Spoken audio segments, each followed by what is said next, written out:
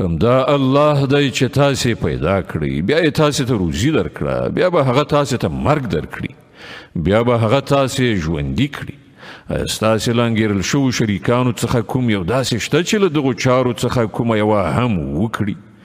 پاک دی هغه او ډېر لوړ اوچت دی له هغه شرک نه چې دغه خلک یې کوي. په وچه او لمده کې فساد برپا شوی دی د خلکو د خپلو لاسونو په عملونو سره، تر څو چې په هغو باندې د هغو د ځینو عملونو خوند وڅکي، ښایي چې هغوی راوګرځي. ای پیغمبره، دوی ته ووایه چې په ځمکه کې وګرځئ، وګورئ چې د مخکې تېرو شوو قومونو عاقبت څه شوی دی، له هغو نه زیاتره مشرکان.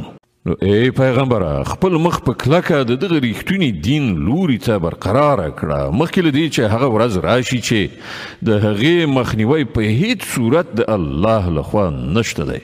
په هغه ورځ به خلک تیت پرک یو له بله بیل شي.